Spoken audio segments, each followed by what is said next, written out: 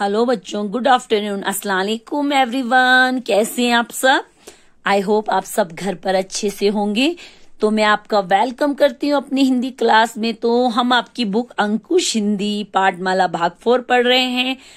हम आपका lesson number 7 पढ़ रहे थे। कल हमने स्टार्ट किया था जहां चाह वहां रहा, तो उसको आगे कंटिन्यू करते हैं। लेसन नंबर 7 हम इसमें पढ़ रहे थे जहां चाह वहां रहा में, यानी कि जहां भी हम चाहेंगे वहीं हमारा रास्ता बन जाएगा।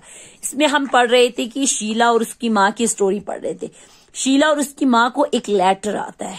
क्या आता है? एक लेटर। उसमें क्या लिखा होता है कि शीला जो है शीला ये है इसकी मम्मी की, जो मम्मी है इसकी नानी, उसकी तबीयत बहुत खराब है। तो शीला और उसकी माँ जो है तुरंत रवाना हो गई। तुरंत रवाना मीन्स जल्दी से रवाना मीन्स जल्दी से जाना हो गया। रवाना हो गए मीन्स जाना, ठीक है।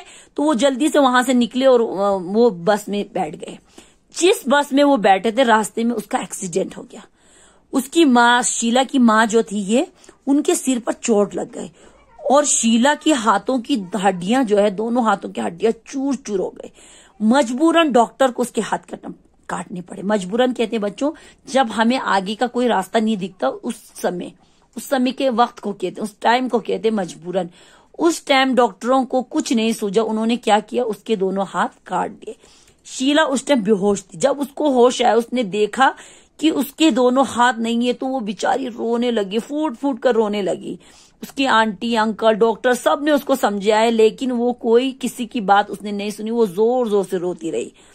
तो उस दिन से शीला की माँ ने जब अपनी बेटी को रोते हुए देखा, तो उसने अपने सीने पर पत्थर रख लिया। अपने दुखों को उसने अपने सीने के अंदर दफन कर लिया और उसने अपनी बेटी के सामने मतलब अपना दुख जाहिर नहीं किया। उसने दुख तो उसको हो रहा था क्योंकि उसकी बेटी के हाथ कट गए हैं, लेकिन उसने उसके आगे ये बात महसूस नहीं होने दी, यानी कि ताकि उसको तकलीफ ना हो, उसको ये महसूस ना हो।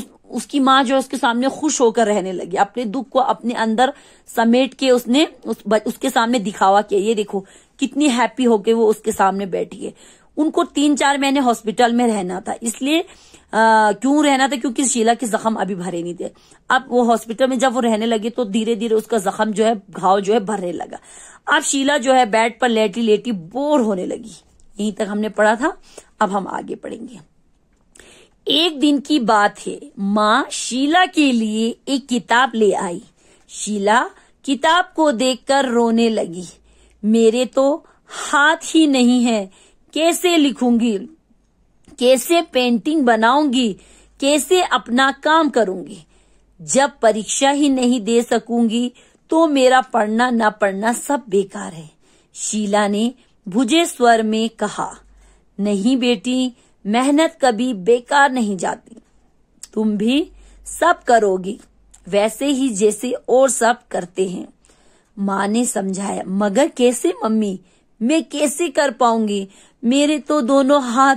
शीला बोल भी नहीं पाए और सुबक सुबक कर फिर रोने लगी। अब देखो एक दिन क्या हुआ, जब शीला हॉस्पिटल में लेटी लेटी बोर हो रही थी, तो उसकी मम्मा उसके लिए एक बुक लेके आई। ये देखिए बुक लेके आती है। अब शीला बुक को देखकर जो है रोने लगी।